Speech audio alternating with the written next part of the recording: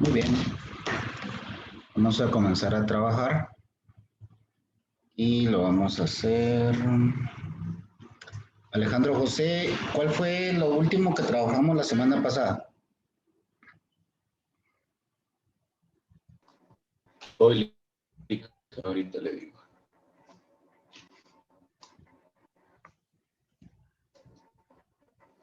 En Derecho y Sociología. Muy bien, Derecho y Sociología. Muy bien, gracias Alejandro.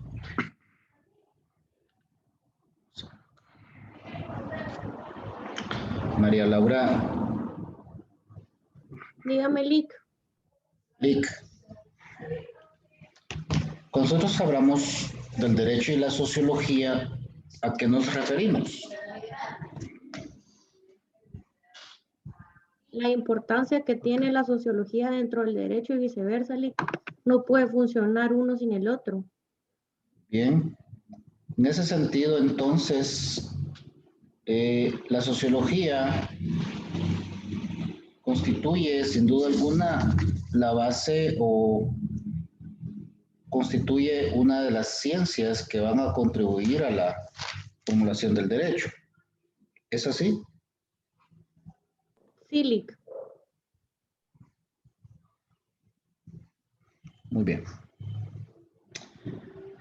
Vamos a ver, entonces, Emerson. Sí, Lick, buenas noches. ¿Podrías leer, por favor, lo que Stuart Mill habló acerca de la relación de la sociología y el derecho, por favor?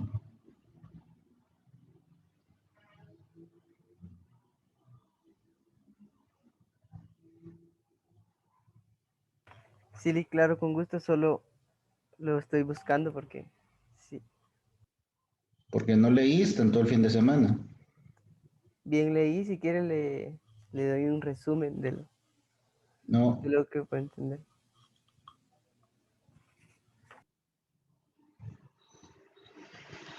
¿Quién lo quiere contestar, por favor? ¿Quién puede leernos en la página 5, último párrafo? Dice que ha señalado el lugar que la virtud desinteresada ocupa en la moral utilitaria y en su gobierno representativo. Dice que afirma que una persona que tiene una creencia es una fuerza social que cuenta más que muchos otros con solo intereses. Ajá. Cuando nosotros leemos esto de... O sea, esto se está refiriendo, ¿verdad? A la relación que existe entre la sociología y el derecho. Cuando leemos lo que Mili nos explica, Marcos Cardona, ¿qué es lo que pudieras explicarnos al respecto?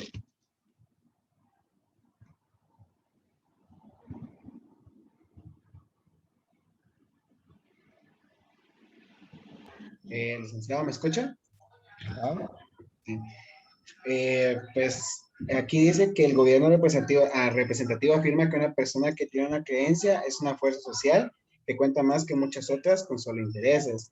Entonces yo lo que entiendo es de que, o sea, todas las personas somos una fuerza social y tenemos intereses. Entonces, nosotros como personas morales tenemos, discúlpele, no sé cómo, cómo explicarme, pero le puedo decir que las personas somos importantes para el derecho, porque si no hubieran personas no existiera derecho. Entonces también eso se basa en conforme a nuestros intereses. Gracias. Mili nos indica que la virtud desinteresada ocupa una moral, ocupa en la moral utilidad, dice, ocupa en la moral utilitaria y en su gobierno representativo, afirma que una persona tiene una creencia, es una fuerza social en cuenta más que muchas con solo intereses. Sin embargo, Durkheim nos dice que la concepción utilitaria la rechaza, puesto que aparte de que tal teoría, dice, concede al cálculo y a la reflexión una importancia excesivamente considerable en la evolución social. Existen multitud de actos que han sido y son aún considerados criminales sin que en sí mismos sean perjudiciales a la sociedad. Durkheim nos indica acá que esta idea de concepción, que esta concepción utilitaria no es de totalmente cierta, puesto que la misma norma contiene diferentes aspectos que en realidad no son perjudiciales a la sociedad. Entonces, como personas morales, como decía el compañero, realmente, ¿cuáles actitudes son las que le sirven al derecho? Empecemos por el principio.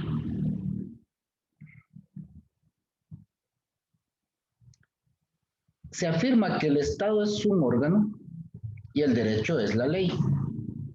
Órgano y ley, ¿de qué estamos hablando, compañeros?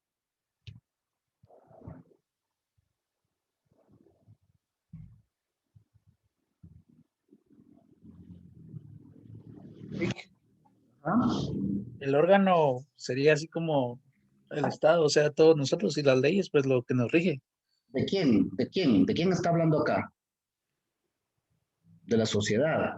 De la sociedad, ajá, de nosotros, del Estado. Muy bien, entonces, empecemos por ahí, de que la sociedad tiene un órgano. Y es que fíjense que en las constituciones, cuando se crea una sociedad, la constitución viene a ser el lugar donde vamos a establecer, ¿verdad?, los diferentes aspectos que esa sociedad quiere mantener con la finalidad de organizarse. ¿Tienen en la pantalla la presentación? Sí. Bueno, sociología y el derecho.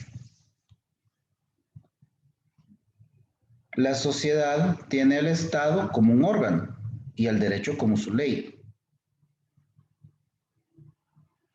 El derecho es la norma de la vida social, pero la sociedad misma es un hecho espiritual.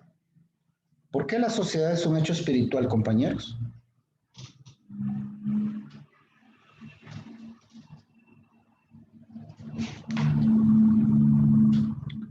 ¿Por qué la sociedad? Licenciado, ¿Ah? considero que la sociedad es un hecho espiritual porque pues todos tienen diferentes tipos de creencias, no es como algo establecido, sino la sociedad son un conjunto de personas. Gracias. Busquemos en internet, Google, ¿a qué se le denomina espíritu? Busquemos todos. Espíritu.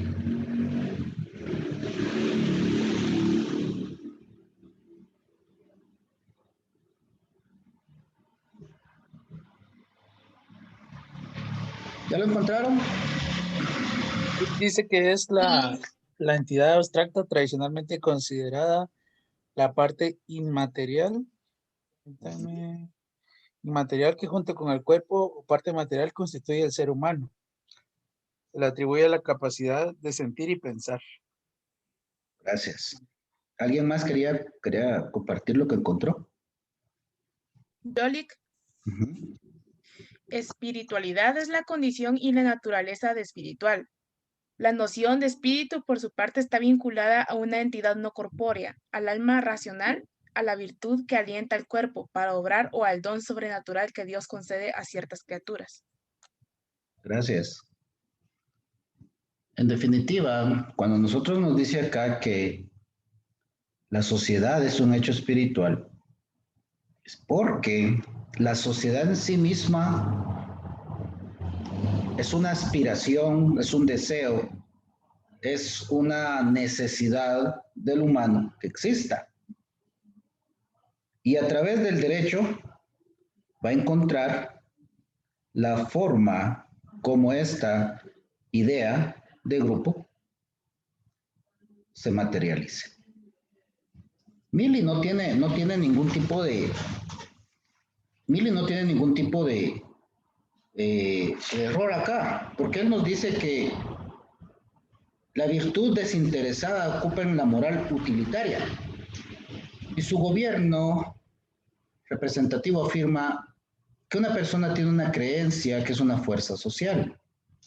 Y aquí nosotros empatamos nuevamente el hecho espiritual, puesto que cuando la persona se siente parte de una sociedad, de un grupo, entonces esta es una de las partes más importantes para la creación del Estado. Recordemos que el Estado tiene básicamente, y yo lo quiero pensar así, dos elementos súper fundamentales: habitantes y territorio. Estas dos conforman la base misma de un Estado. Posteriormente, pues ya vendrá el derecho, ya vendrá la autonomía, ya vendrá un montón de cuestiones. Jering, en la página 6, en el primer párrafo, niega que el derecho tenga origen en el sentimiento moral. Él lo niega. Entonces, dice que tiene en cuenta las condiciones ideales de la vida en sociedad y consagra todo el capítulo 9 del Der im Recht, el fin en el derecho, a la moralidad en cuanto elemento de derecho. El derecho no, para Jering, el derecho no tiene un origen de un sentimiento moral, sin embargo, el derecho sí debe ser objeto de la moral. Kelsen, por su parte, indica que amenaza de un acto de coacción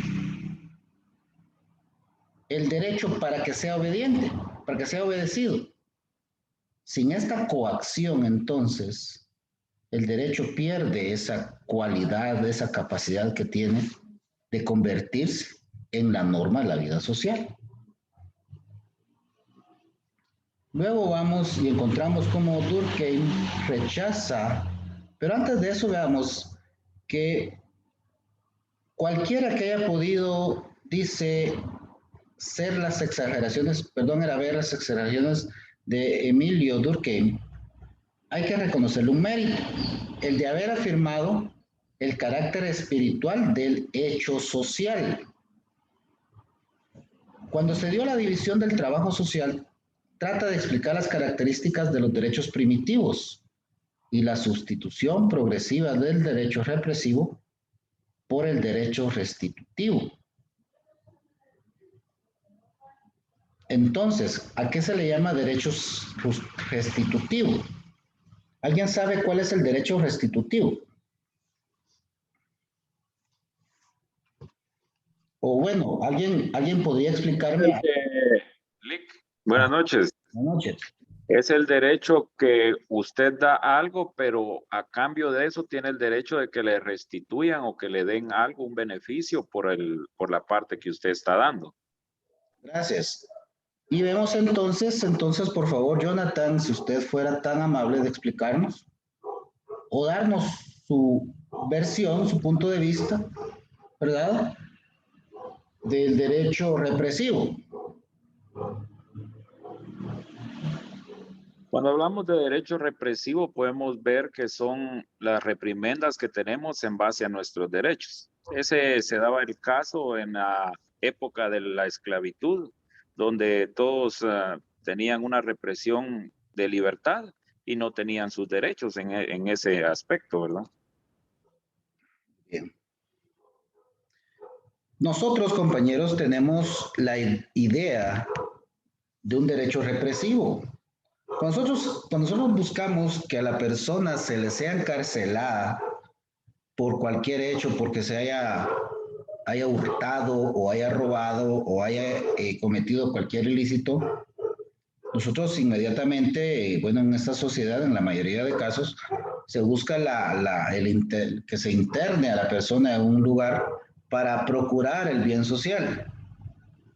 Ese derecho represivo, ese derecho que castiga, ha ido evolucionando, ha ido cambiando por un derecho restitutivo, porque para Durkheim este derecho restitutivo no viene a castigar, no viene a buscar la manera como el individuo recapacite y regrese en sí mismo y a manera del hijo pródigo se retorne al camino del bien y vaya a enmendar aquellos daños que le provocó a la sociedad. Durkheim por eso es que él rechaza esta concepción utilitaria en la que el derecho viene siendo la norma de vida social.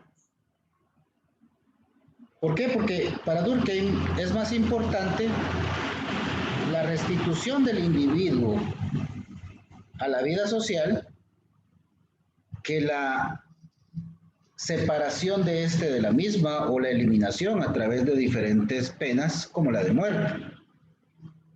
Y es que él lo está viendo desde un punto de vista sociológico, puesto que Durkheim lo que intenta explicar es que la sociedad no debe de eliminar a los individuos, sino encontrar las maneras y las formas por las cuales los individuos están allí. Galaxy. Por favor, coloquen el nombre, un nombre, un apellido a sus terminales móviles. Bueno. Para Durkheim, la vida social se define como una hiperespiritualidad. Queremos decir entonces que los atributos constitutivos de la vida psíquica se encuentran en ella elevados a una potencia mucho más alta y de tal modo que constituyen algo enteramente nuevo. Por eso es que más adelante Durkheim le da una importancia cada vez mayor a las representaciones colectivas y a los juicios de valor, que dirá ya por 1911 es el alma de la sociedad. Busquen por favor juicios de valor y me indican por favor en qué consisten los juicios de valor.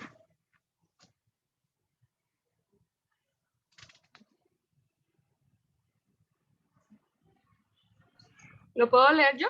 Sí, por favor.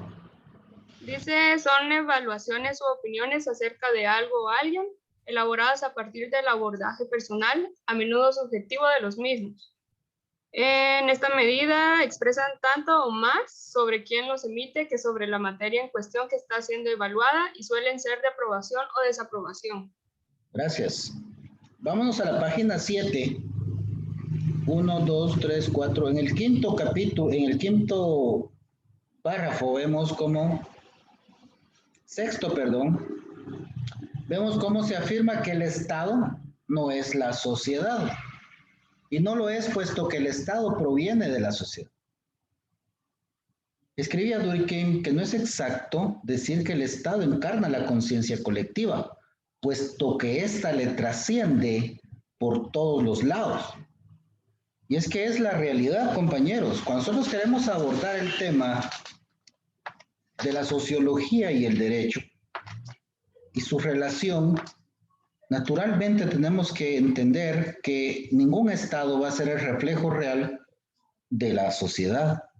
Van a tener manifestaciones las sociedades a través de los estados que forman, pero de ninguna manera podemos encasillar al Estado de Guatemala,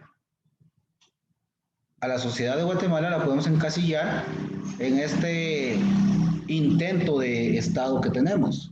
Es un Estado ya sucio, putrefacto, es un Estado fallido, le han dicho en otros lugares, puesto que las instituciones que la sociedad creó no funcionan.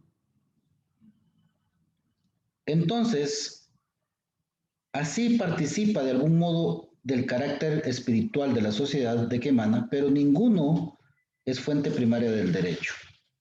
Estamos hablando entonces, ¿verdad?, de lo que el Estado en realidad representa para el país, para la sociedad. ¿Cuál es esa fuente? Son los valores cuyas formas históricas más o menos contingentes se elaboran en las sociedades humanas. Y es que cuando un Estado no surge de la conciencia de las personas que habitan ese territorio, va a ser muy difícil que se encuentre en esa sociedad una relación directa y un compromiso con el Estado. Es un hecho que toda sociedad descansa sobre la noción de ciertos valores más o menos unánimemente admitidos en esta sociedad. No ver en ello más que relaciones de fuerza o relaciones de interdependencia orgánica sería mutilar la realidad social. Y es que muchas veces nosotros, cuando queremos entender el Estado, cuando queremos entender el derecho, nos fijamos que el derecho es aquel conjunto de normas, principios, instituciones que rigen al hombre. Y es más, se llega al punto de que aquel conjunto de normas, principios, instituciones que rigen la conducta externa. Somos tan específicos inclusive que decimos que rige la conducta externa, puesto que el alma, el derecho, no la puede regir.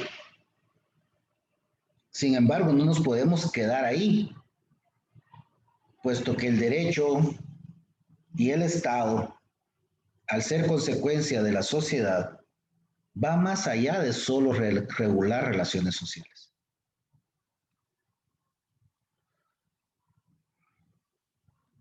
Podemos entonces indicar que la sociología jurídica no pretende ocupar el lugar de la filosofía del derecho, ni descubrir el fundamento de los valores eternos. ¿Cuáles son los valores eternos, compañeros?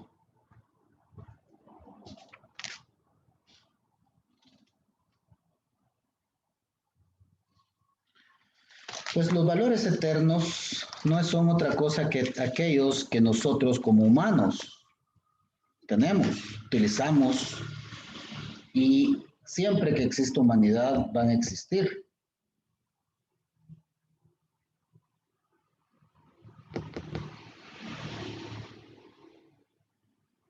Los valores que sí son fuente del derecho son aquellos valores que vienen de la sociedad y que han creado de alguna manera aquel derecho natural, aquel derecho consuetudinario más adelante, que va formándose, que va convirtiéndose en derecho formal, que termina siendo parte del derecho positivo de los países. Al menos, dice, es capaz de demostrarnos con esos valores, solo a través de ciertas condiciones temporales que surgen de la sociología y de la historia, llegan a ser realidades vivas y operantes en la conciencia humana.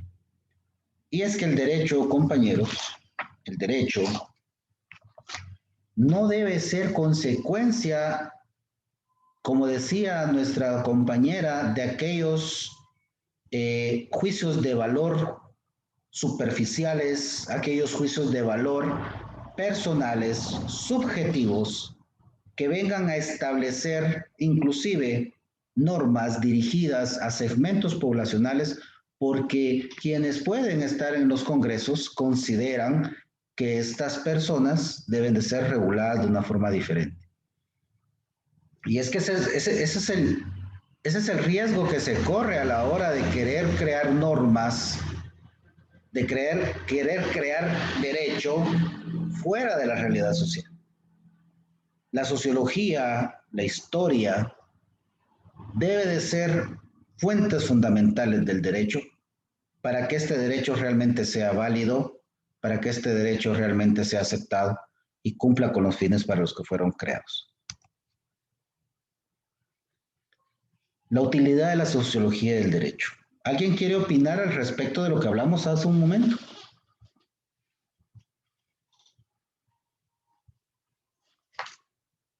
Si no, pregunto yo.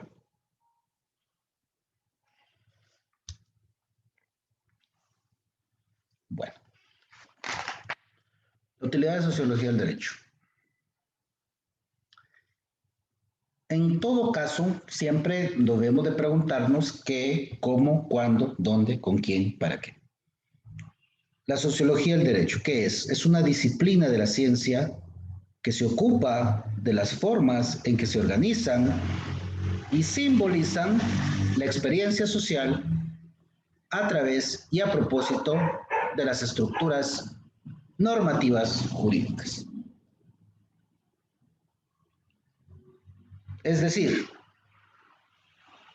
vamos a estudiar a través de esta disciplina científica ¿Cómo la sociedad, cómo en la sociedad van a existir órganos, van a existir instituciones?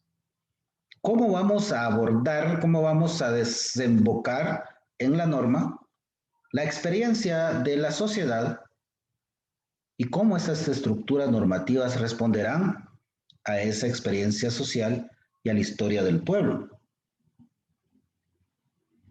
La sociología del derecho inició allá a finales del siglo XIX, donde intervino Hershey, Petrovsky, Pound. Hubieron historiadores también del derecho como Sumer, Main, Bachofen.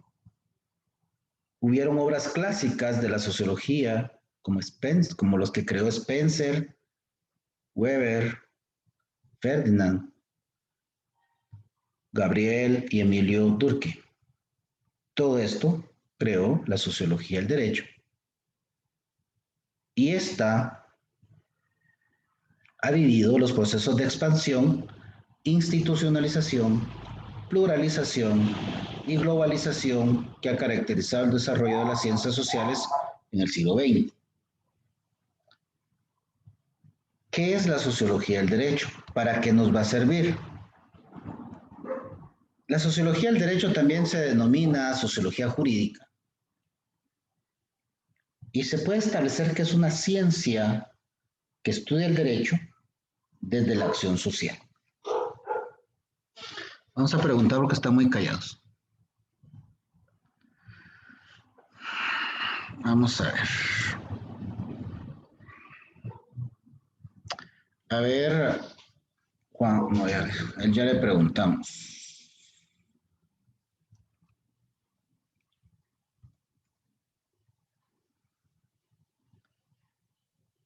Marilyn Alexandra. Sí, licenciado. Dice acá que la sociología del derecho es una ciencia y que se ocupa del análisis, del estudio de la sociedad, de las ciencias sociales. Estudia el derecho desde la modalidad de la acción social. Así, a grosso modo, usted tendrá presente alguna norma que en algún momento usted haya pensado y dice, esa ley, ese artículo, esa norma jurídica, realmente no está adecuada a nuestra realidad, realmente no se aplica a nuestra realidad, en realidad no sirve para nuestra sociedad. ¿Habrá alguna norma que usted en algún momento haya visto, pensado, analizado y dice, realmente no es apta para este país donde vivimos? Si no se lo ha planteado, no tenga pena. Usted me dice, no, nunca. Y ya, preguntamos a alguien más. No, licenciado. La verdad es que no, nunca me había preguntado eso. Ok, gracias. ¿Habrá alguien que sí? ¿Habrá alguien que sí haya dicho, bueno, esta norma en realidad no nos sirve, nos perjudica? Licenciado, buenas noches. Buenas noches. No sé, a mí me pasa por la mente, pero el artículo de los partidos políticos, de la ley de partidos políticos, en donde habla de la reelección de los diputados, porque tal vez es un tema muy discutido por lo mismo de que la reelección a estos funcionarios, pues no es de beneficio para la población, porque ya sabemos que son personas que solo se han aprovechado de ese poder y que hay varios que han estado desde hace mucho tiempo y que continúan en sus curul y hasta creo que han heredado a sus descendientes ese puesto. Si no estoy mal, fue el caso de, no me acuerdo del diputado, pero sí, hubo uno que le heredó su puesto a no sé a qué familiar, pero por lo mismo de la reelección, por lo mismo de que han creado leyes a su favor, considero yo que es un artículo de la ley de partidos políticos que no beneficia a nuestro pueblo. Sí, gracias. Miren, hay varias cuestiones. Recordémonos, compañeros, que nosotros debemos de ver desde un punto de vista también técnico el derecho. La situación que nos plantea la compañera es, hay dos situaciones. Está la cuestión meramente estructural, la cuestión del proceso de creación formal de la norma, que sí es cierto, puede ser que beneficie a ciertos individuos, pero también recordemos que estas personas llegan a los puestos porque hay un proceso a través del cual se proponen, se postulan y llegan a ser electos. ¿Cuál es el problema acá? Realmente el problema será la norma o las personas. Al final de cuentas, los que eligen son quienes determinan al final, o los que deben o quieren ser electos, quienes buscan la manera de elegirse. Desde un punto de vista de la sociología del derecho, nosotros podemos ver la ley electoral y de partidos políticos como una norma fundamental, necesaria, indispensable para el Estado, pero la cual es constantemente reformada por la necesidad que existe de los mismos, las mismas facciones de poder en este país para encontrar la manera de evadir cualquier control que se les vaya a hacer. El asunto, la cuestión acá es cómo buscar la manera como sociedad de que estas normas tengan o que sean reformadas única y exclusivamente mediante procesos muy rígidos, para que de esa forma haya una institucionalidad y exista realmente una lealtad, o que nuestro espíritu moral relacionado a la norma sea superior. Estudiar el derecho como modalidad de acción social significa, dice, indagar sobre las acciones humanas que en él se inspiran, comprender su sentido y verificar si hasta qué punto este es socialmente compartido. Describirlas en su curso temporal, identificar sus defectos concretos y reconducir tales investigaciones a una visión teórica de conjunto que dé cuenta de la posición en que en un ámbito de relaciones sociales recubre el derecho, visto tanto en su conjunto como en sus partes. Eso es lo que pretende la sociología del derecho al hacer un estudio desde una modalidad de acción social.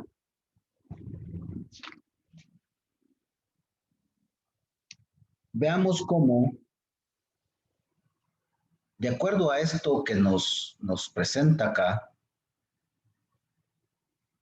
esta definición, si vamos a la página 9, tercer párrafo, esta definición dice: resulta claramente que el sociólogo del derecho enfrenta su objeto, que es el derecho, desde una perspectiva diferente a la del jurista, comprometido con el análisis y en la aplicación del derecho positivo del jurista positivo. Por eso, compañeros, nosotros acá tenemos que tener una visión del derecho, pero desde un punto de vista en justicia a la realidad de las cosas, si efectivamente la sociedad se obtiene un beneficio. Si la sociedad no tiene beneficio alguno, entonces esa norma, por muy acatada que sea, por mucha fuerza que presente, por mucha realidad, por mucha actualidad, realmente no va a servir para el derecho guatemalteco, para el derecho de la sociedad de Guatemala. Por tanto, la utilidad que tenga la sociología del derecho al final de cuentas, su utilidad básica es entonces aquella indagación que hace de las acciones humanas que en el derecho se inspira. ¿Alguien en algún momento habrá pensado, bueno, no lo voy a preguntar si habrá pensado. Vamos a preguntar, a ver, Paola Lemus. Buenas noches, licenciado. Buenas noches, Paola. ¿Usted en su familia alguien se dedica al comercio? Sí. ¿Qué es lo que comercian? Carnicería. Muy bien, ¿y tienen alguna en el mercado? Sí. Bien, excelente, excelente, elegí muy bien. ¿Y usted se va al mercado a apoyar a su familia con este proceso de venta? Sí. ¿Qué tan grave sería de que yo elimine el mercado y cree otro mercado, pero ya no es donde están, sino que yo voy a definir en dónde ubico a la gente? ¿Qué tan grave sería, considera usted? Pues para mí no sería muy grave porque realmente el mercado sí necesita mejoras. Ajá. Pero hay gente que sí no apoyaría eso porque piensan de que perderían ventas. Voy a hacer una pregunta, pero quiero que me la conteste así, con toda la libertad del mundo, sin querer quedar bien ni nada. O sea, yo quisiera saber su punto de vista porque sé que es una persona interesada en el tema. ¿De quién es el mercado, Paola? Municipal. Ok, ¿usted lo ve así? ¿Está inscrito en la municipalidad? ¿O municipal? Pero, ¿qué es lo que la gente del mercado piensa acerca del mercado? ¿De quién es el mercado? De los del mercado, de las personas que venden ahí. Exacto. Se adueñaron. Ajá, exacto. Sin embargo, como las invasiones que han hecho las personas de las áreas rurales aquí cerca de la ciudad, sigue siendo un bien municipal. Y si el bien municipal, la autoridad tiene la suficiente capacidad, puede, pienso yo, comparto con Paola, debe desarmar todo eso y crear un edificio que llene las expectativas y condiciones necesarias para poder ejercer una actividad tan importante como es el comercio. A ver, vamos a preguntarle a alguien más que ya contestó Paola. Ivana Rachel. Sí, licenciado. Ustedes llevan el curso de Derechos Humanos. Sí. Y les han dicho que los derechos humanos están sobre cualquier derecho dentro de un país. Sí. Las personas del área de los comercios tienen el derecho de comerciar. Sí. Es su forma de vida, es su forma de alimentarse, es la manera como ellos deben de buscar el sustento de sus familias. Y eso es indispensable, ¿verdad? Sí. Muy bien, usted es abogada. Y viene una municipalidad y dice, nosotros respetamos el derecho humano al comercio, el derecho humano al trabajo, pero con orden. Y por eso vamos a quitar esa galera bochornosa que está en la calle, porque eso genera delincuencia, genera inseguridad, genera también no libertad de locomoción, y es una avenida, una calle importante, puesto que al estar tan cerca del hospital se convierte en fundamental para traslado de heridos y cualquier persona sin ir a las dos arterias que regularmente están saturadas de vehículos, y ahí vamos a poder colocar un espacio especial para los bomberos. Usted es abogada. Llega un comerciante y le dice, mire, yo me opongo a eso. ¿Qué le contestaría a usted? Que tiene derecho a oponerse porque no se cumple con el derecho de comercialización de él. Ajá. Eso le contestaría a usted. ¿Y eso es lo mismo que usted piensa? ¿O usted considera de que no tiene la razón porque es una vía pública y él debe estar en un edificio y la municipalidad debe tener un edificio para que la gente que hace comercio no esté en la calle? Yo considero que sí se debería de cambiar las instalaciones del mercado para que no interfiera con las personas heridas que llegan al hospital. Así que desde mi punto de vista siento que estaría bien que la municipalidad cambie Pero como el abogado, mercado. él está bien, nos vamos a oponer y usted no se va a mover de ahí porque ahí es su lugar de trabajo. Sí, va. Ajá. O sea, usted separaría sus condiciones, sus situaciones personales de las profesionales. ¿Sí? ¿Se podría decir? Entonces, a ver, David Santillana. Disculpe, una consulta en ese tema. Ajá. Ya que estamos hablando de un tema muy amplio con lo que es la sociología en la economía, ¿verdad? Tenemos que ver del punto de vista sociológico el crecimiento económico de un país o en este caso de una cabecera municipal como es Jalapa. El caso que está usted tocando es muy sensible por el tema de que el mercado nace después del edificio del Estado, le puedo decir así, como es el Hospital Nacional. Entonces, viéndolo de una manera como derecho, todos tenemos derecho a comercializar nuestros productos, pero de una manera ordenada y dentro de las reglas o las reglamentaciones que puedan estipular, porque al final el derecho lo que se busca es el bien común o el bienestar de todos. Entonces, hasta cierto punto, el derecho a la vida es más importante que el derecho a la economía, porque cuando vemos una situación de esta índole, si miramos el mercado, no es mercado. Simple y sencillamente son dos calles usurpadas por el 70% de población que incluso no es de la cabecera departamental de Jalapa, ni mucho menos del municipio de Jalapa. Pero todos creen que tienen derecho del puesto, como así se llama vulgarmente, por el hecho de que lo han pagado durante mucho tiempo. Pero si la municipalidad o un alcalde viniera y tuviera la disposición gubernamental de poder menear ese mercado hacia otro lado, está en todo el derecho como una ordenanza jurídica que se tiene, ¿verdad? Así es. Gracias, Jonathan. Sí, vean. El tema... Rick, una pregunta, ¿y ahí quién tiene mayor peso, digámoslo así? ¿La municipalidad o nos vamos a las personas?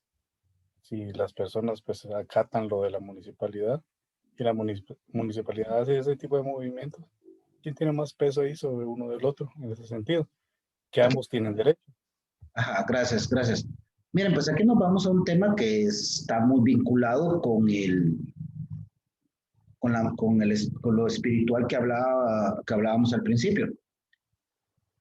El acatamiento de la norma y el acatamiento de la autoridad, el acatamiento de la persona que ejerce autoridad, debe ser una realidad y la sociedad debe entenderlo así. El problema es que a la persona no se le reconoce autoridad.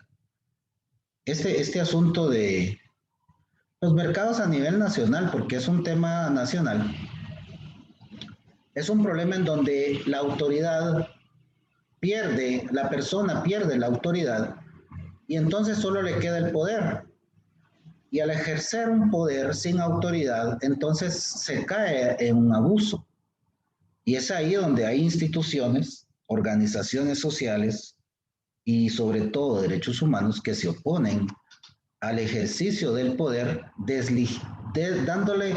deslegitimando a la autoridad, ¿verdad? Y sobreponiendo derechos, inflando derechos sobre ciertos individuos que al final de cuentas recaen en un daño generalizado. Todo debe tener un orden y nosotros como estudiantes del derecho debemos de tratar de ser lo más apegados al derecho, pero sin olvidarnos de la justicia. Por eso, como bien decía nuestro compañero, en la medida que hay un crecimiento económico, en la medida que hay un desarrollo económico, debe de haber respuestas a tales situaciones. Cada organización local, regional y nacional cuenta con una serie de oficinas y profesionales que se encargan de estar identificando estas cuestiones y buscándole solución. Pero ¿qué es más fácil?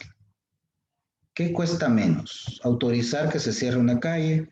¿Autorizar que se ubique cierta cantidad de personas en un área jardinizada? No pelear por evitar un costo político, a hacer las cosas como se deben de hacer.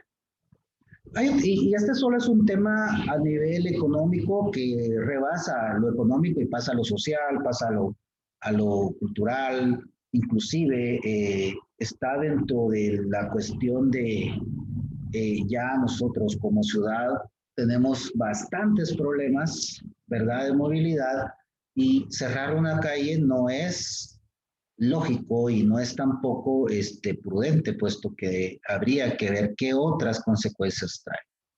Pero entendemos que en algunos casos es lo más fácil. Por eso, para hacer todos estos estudios, la sociología del derecho se tiene que auxiliar de otras ciencias.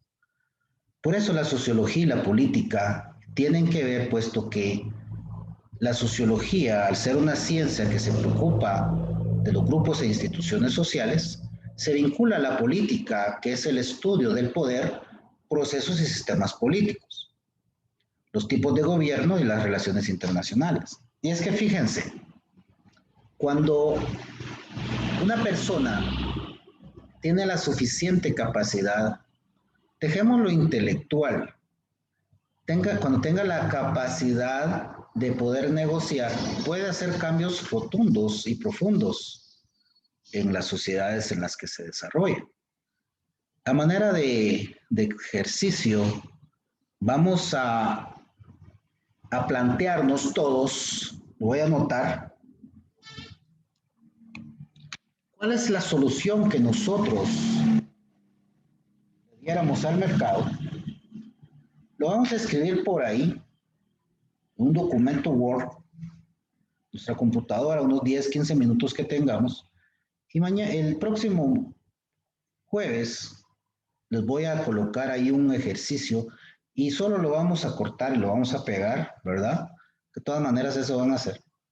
Y vamos a dar nuestra solución, ¿qué les digo yo? En unas 20 líneas, unas 30 líneas. Algo muy básico, muy fundamental. ¿Cuál es su punto de vista en relación con esto y cuál es la solución básica que usted le daría en cuanto a la cuestión del mercado? La política como estudio y análisis de todos los sistemas, de los tipos de gobierno, de todas las relaciones, tiene mucho que ver con la sociología, porque al final de cuentas nos vinculamos por lo que son humanos. La sociología y la historia son dos ciencias hermanas, ¿verdad? La historia es la más antigua, porque al final la historia nos va a dar la cronología, aquella sistematización de diferentes situaciones. Y como decía el compañero, ya existe, o sea, si nosotros nos planteamos esa área del mercado, el diseño antiguo del mercado, vemos y vamos a ver que es un diseño bastante inteligente. Tiene un área de esparcimiento, tiene un área frente al área de esparcimiento, está el área de comedores, digamos. Hay un área de personas que están inquilinos fijos en el mercado. Luego, el que lo construyó estableció un lugar para aquellas personas que vienen del área rural y solo vienen a comercializar de vez en cuando o cada cierto tiempo, ¿verdad? Y luego, pues ya venía un área de descarga de legumbres y ya lo que es la parte donde llegaban los buses extraurbanos. Sin embargo, todo eso ya está totalmente destruido, hay una cuestión ahí complicada y que cualquier evento puede crear una catástrofe. Por eso la historia fidedigna de las cosas nos va a ir formando, y la historia tiene que ver mucho con la sociología. Con la economía. Y es que la economía ha sido importante en toda la actividad humana. Desde la división del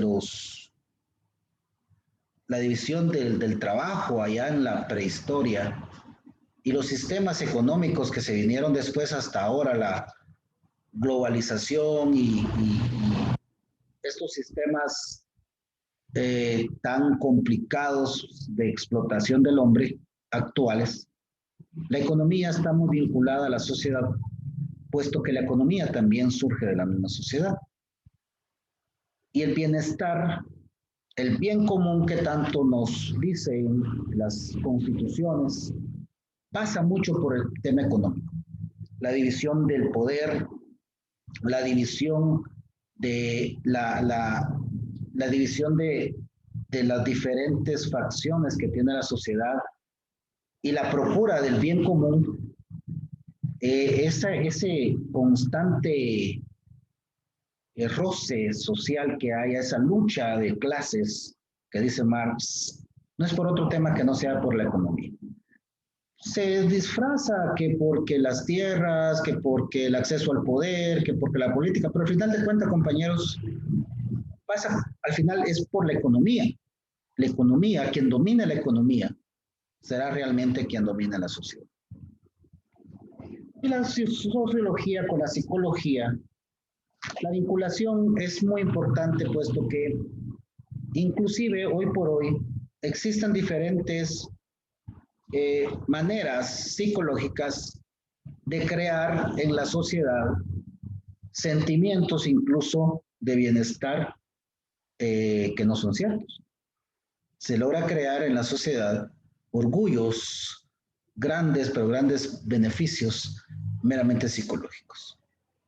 Cuando le hacemos ver a la sociedad, hay gobiernos que se encargan de crear procesos fantásticos de publicidad en donde pareciera que las personas viven en lugares extraordinarios, con sueldos extraordinarios, con bienestar, inversiones extraordinarias. Y lo que en realidad hacen los gobiernos es hacer inversiones estratégicas que hacen la idea en la sociedad de un bienestar general, cuando en realidad lo que se está haciendo es simple y sencillamente estrategias adecuadas de inversión, focalización y de disminución de ese sentimiento de insaciabilidad que la mayoría tenemos. Por eso la psicología es una ciencia muy importante para la sociología y que la sociología debe utilizarla como herramienta. La sociología y la antropología. ¿Alguien que quiera opinar al respecto? ¿Alguien que tenga una duda? No sé, alguien que necesite que se le comente o se le amplíe algún tema.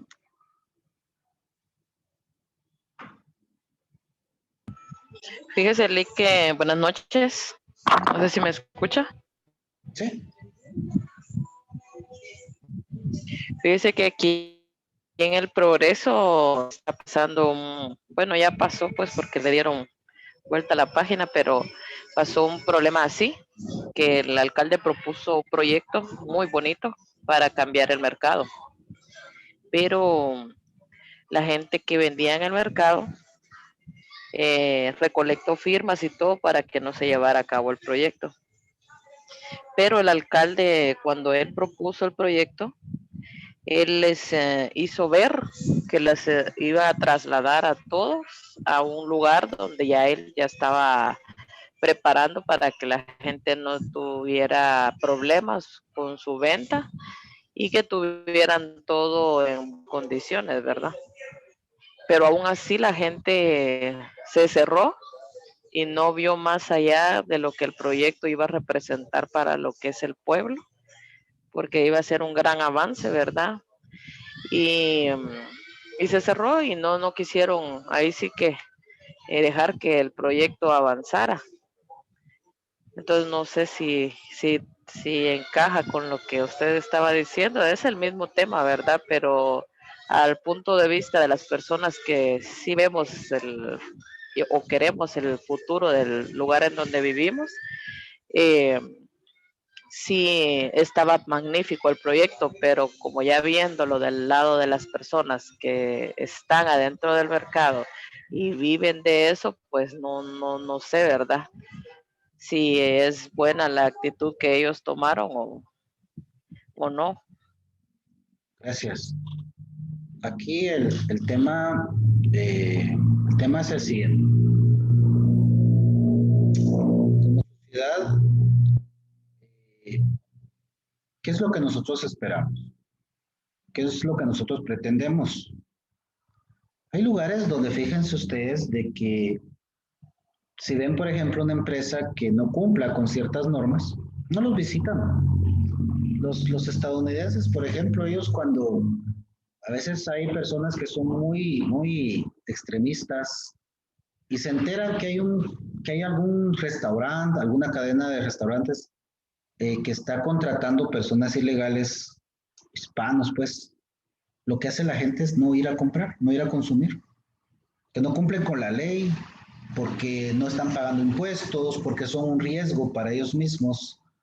Y entonces, esto hace que muchas veces estos comercios o estos negocios sean cuidadosos para evitar, pues, que pierdan su clientela. No sé que quienes pudimos observar el gran problema que tuvo la Goodyear hace muchos años, que surgieron varios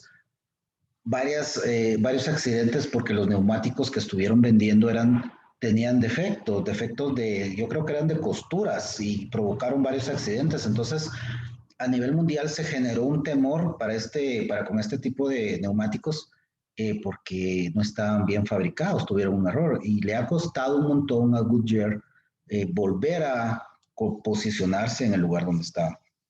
Lo que pasa es que como sociedad muchas veces nosotros no estamos preparados para realmente tener la unión y hacer fuerza y crear pues realmente un vínculo con nuestras autoridades. Al final de cuentas, los señores comerciantes tienen razón en el temor que les genera un cambio. Todos tenemos, o bueno, la mayoría tenemos temor cuando tenemos cambios. Y si yo tengo 20 años de estar en un lugar y en ese lugar me va bien, y en el nuevo proyecto ese lugar no existe, obviamente voy a tener temor. Aparte, resulta que en muchos casos hay personas que identifican cuáles son los mejores lugares para ejercer el comercio. Y estos ya están predestinados para individuos que incluso jamás han estado vinculados al comercio o se los asignan los mismos concejales y ellos los van a rentar a otras personas y ellos van a ser quienes constantemente. O sea, es una cuestión en donde lamentablemente no hay una certeza y eso es lo que se crea la conflictividad. Y como dice Brenda, en la mayoría de casos, quienes están en el lugar se encuentran en la zozobra y ante el temor y la zozobra, pues deciden mejor no permitir cambios. Y fíjense que nuestra sociedad guatemalteca así es, lamentablemente. Este tema comercial es un reflejo de lo que la realidad de la sociedad en general somos. Y vinculándolo con la psicología, no nos ha ido bien porque hemos sido constantemente manipulados para que, vinculándolo con el tema superior en la economía, hemos caído constantemente, ¿verdad?, de estas grandes corporaciones que existen en Guatemala, que a final de cuentas solo nos hacen creer que como sociedad vamos a tener beneficios. Y miren el último proceso electoral en donde realmente no habían líderes y se terminó eligiendo lo menos peor, sabiendo que íbamos a un precipicio todos. La antropología, al estudiar al hombre, sus obras y su conducta, desarrollo biológico y cultural, representa sin duda alguna una ciencia importantísima para la sociedad y para la sociología, por supuesto. En ese sentido, la antropología vendrá a informarle a la sociología de muchos aspectos elementales para que la sociología comprenda y entienda la actitud del hombre. Vamos a ver una pregunta así fácil.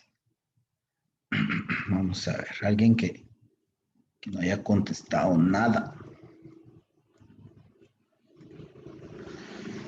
Vamos a ver, Otoniel Gómez.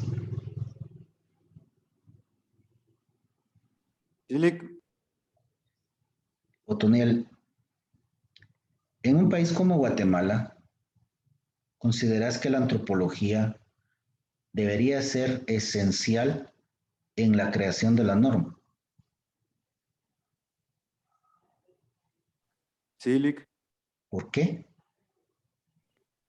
Porque existen cambios rotundos día a día aquí en el país de Guatemala. Allá. ¿Alguien que quiera decirme alguna razón más concreta, más específica, por qué la antropología en este país, en Guatemala, debe ser fundamental en la creación de la norma jurídica?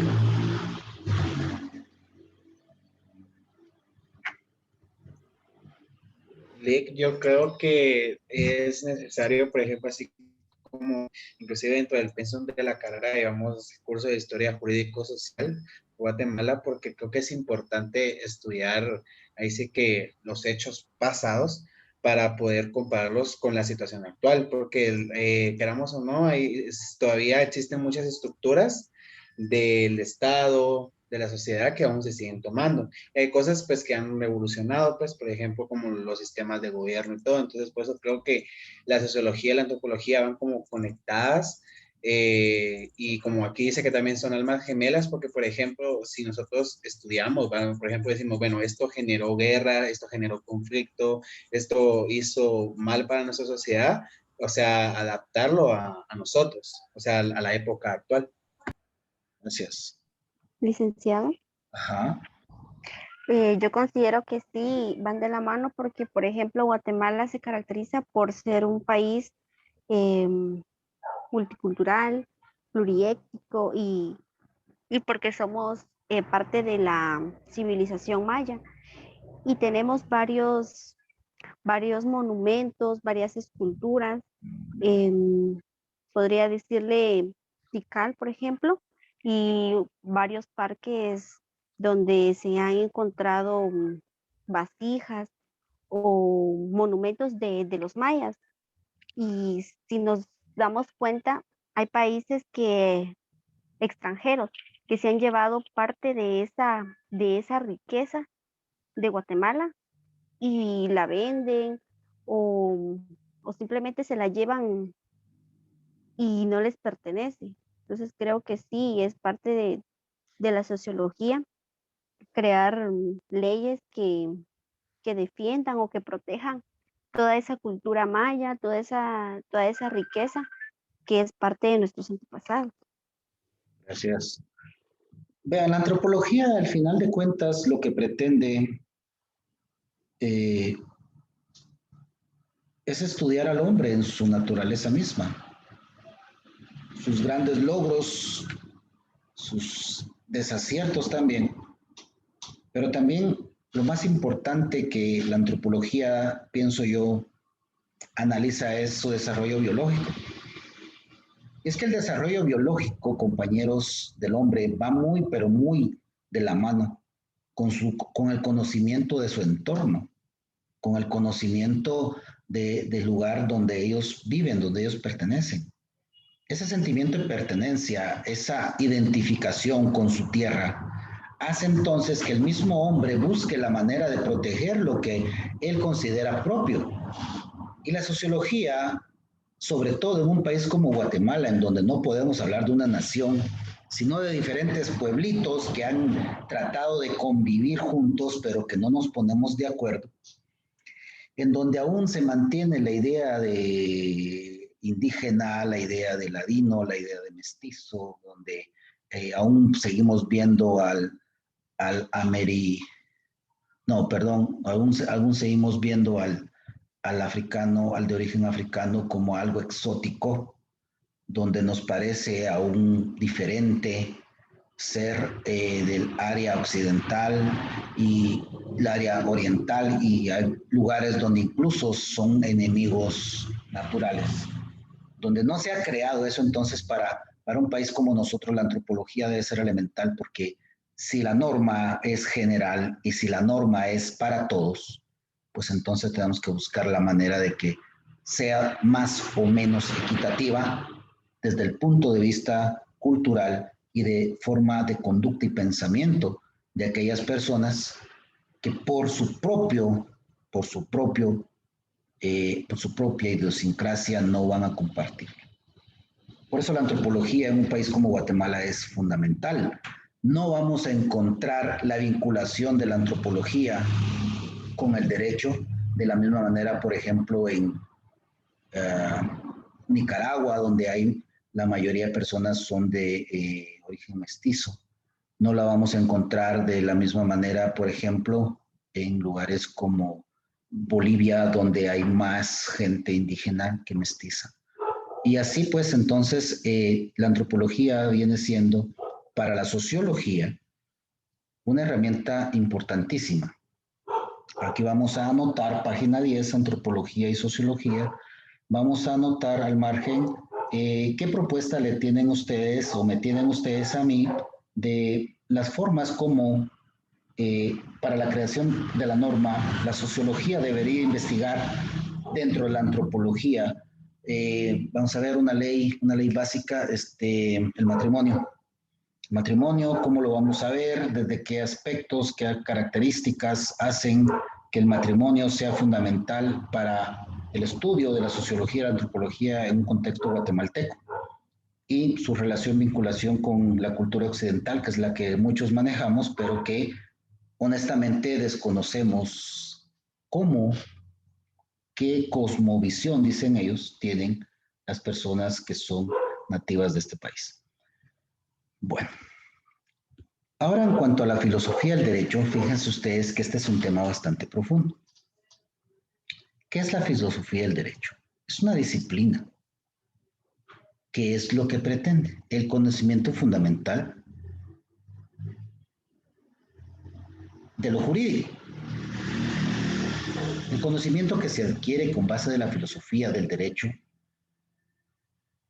es en sí mismo conocimiento jurídico, pero no como representación de las instituciones, sino como plano problemático sobre cómo el derecho puede ser entendido.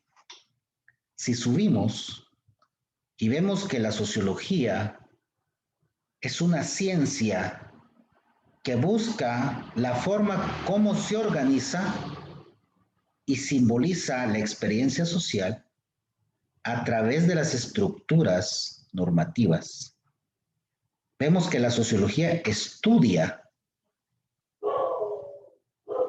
cómo la sociedad se organiza y va a simbolizar sus experiencias en la norma, mientras que la filosofía, su objeto de estudio, es el conocimiento de lo jurídico, pero como una cuestión problemática sobre cómo el derecho puede ser entendido.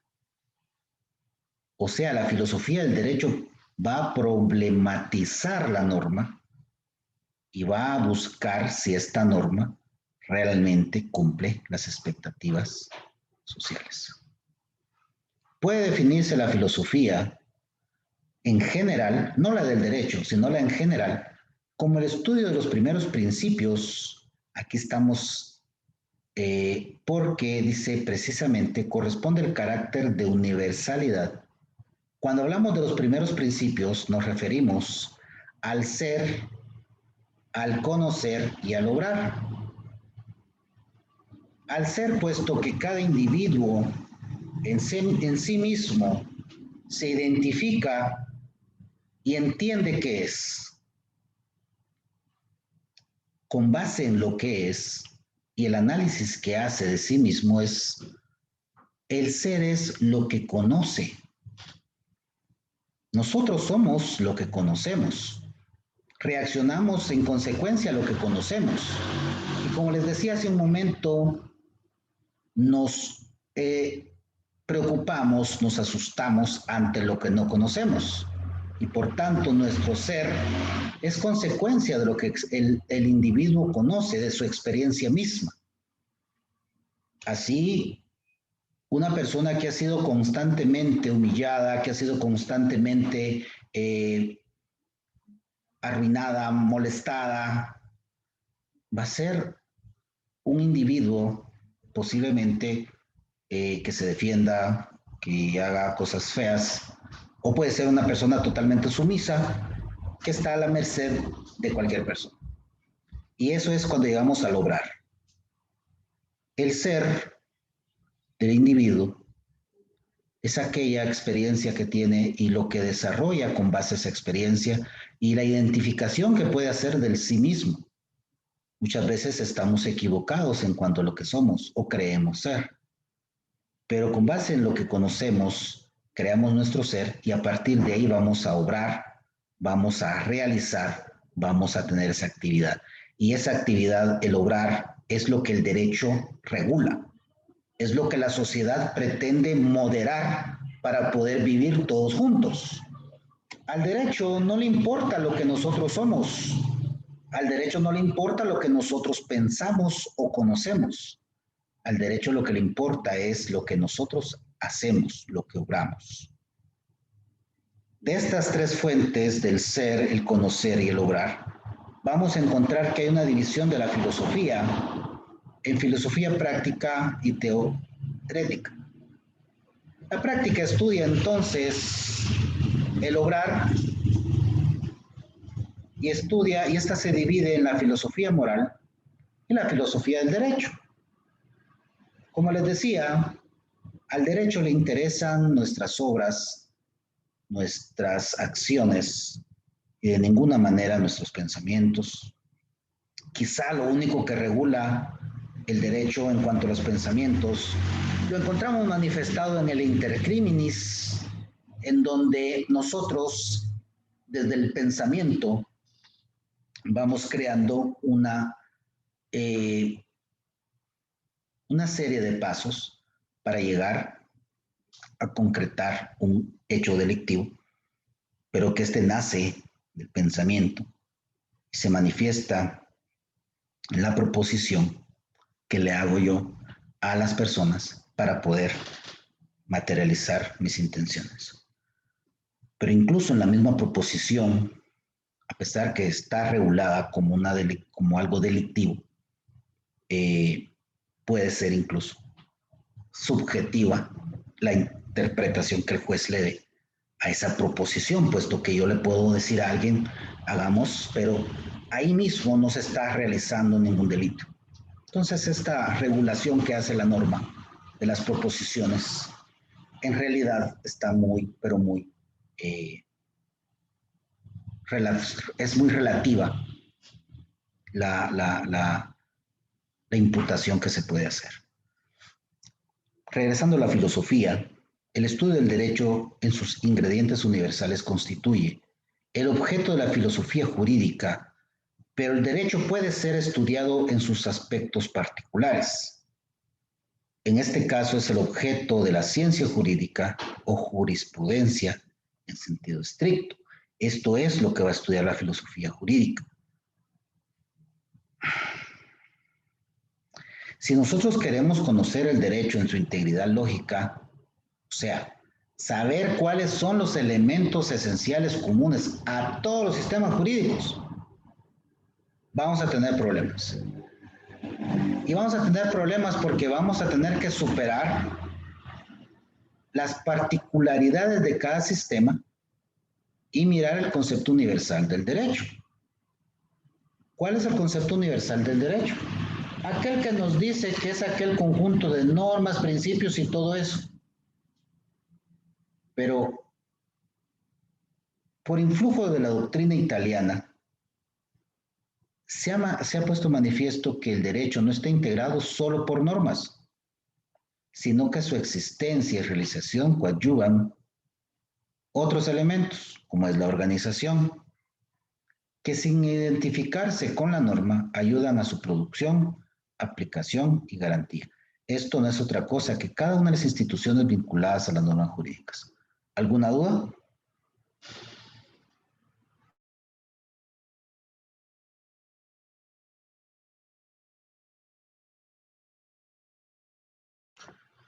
Vayámonos a la página 11 y veamos cómo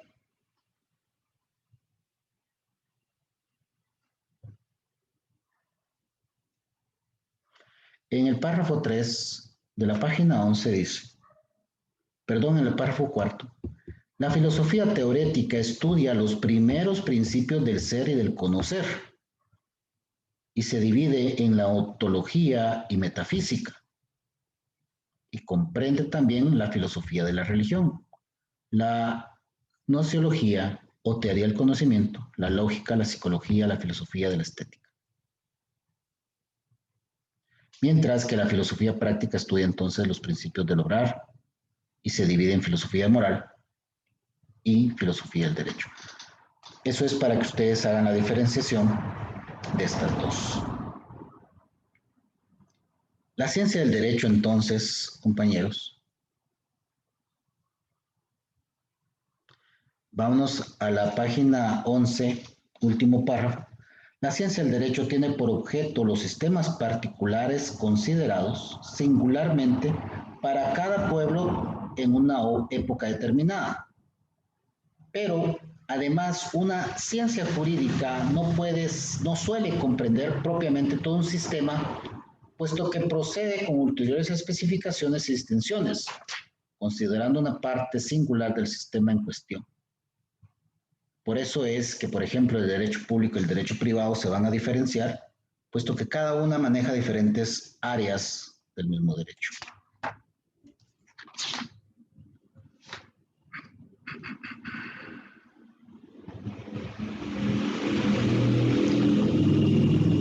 Por tanto, compañeros, la filosofía del derecho,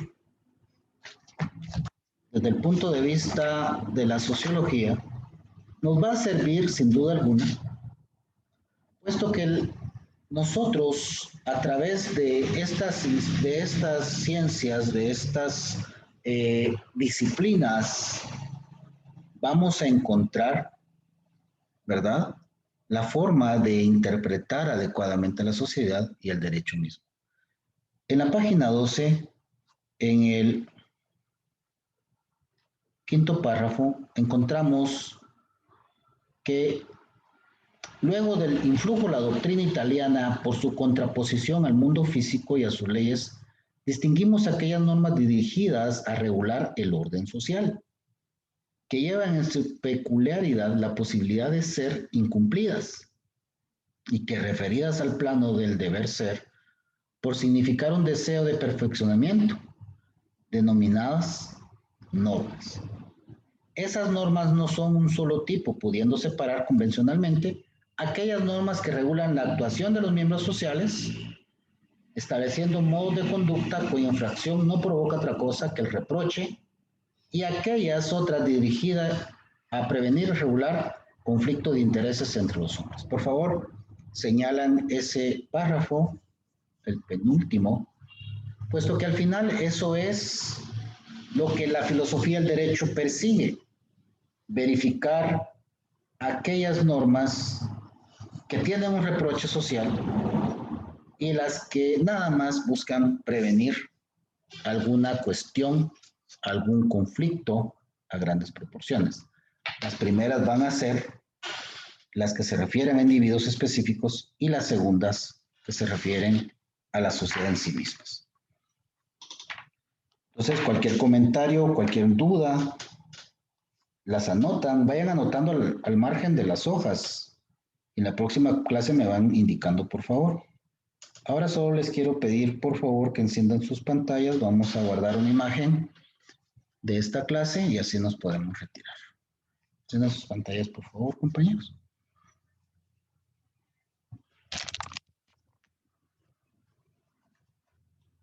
Si tienen dudas, por favor, háganmelo saber. Fíjense que solo así vamos a poder llevar más este proceso. Pues cualquier duda, cualquier cuestión, la anotan, por favor, o me la indican mediante mensaje privado y la vamos a ir resolviendo. Ya se nos aproxima nuestro primer laboratorio y es importante. Por favor, para la próxima clase vamos a leer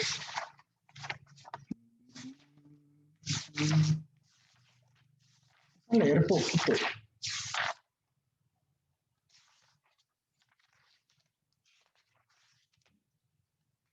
Vamos a leer a la página 26. Ya a principios del método de la sociología del derecho no lo vamos a tocar, pero lo vamos a leer a la página 26 para el día jueves. Por favor. Y como les repito, por favor necesito que me vayan indicando cualquier cuestión que se les presente, comentario, duda, para irlo resolviendo. Y siempre antes de cada clase lean, o más tarde pues hoy, descansen un rato y leen. Yo siempre en todas las clases les voy a estar enviando varias preguntitas para que ustedes se las planteen a sí mismos, a sí mismas. Y si no logran encontrar por las respuestas, igual la buscan, anotan las dudas que ustedes tengan y en la próxima clase me las hacen saber. Que pasen la mejor de las noches. Mucho gusto saludarlos. Feliz noche, Lick. Bendiciones. Feliz noche, Lick. Feliz noche, Lick. Feliz noche.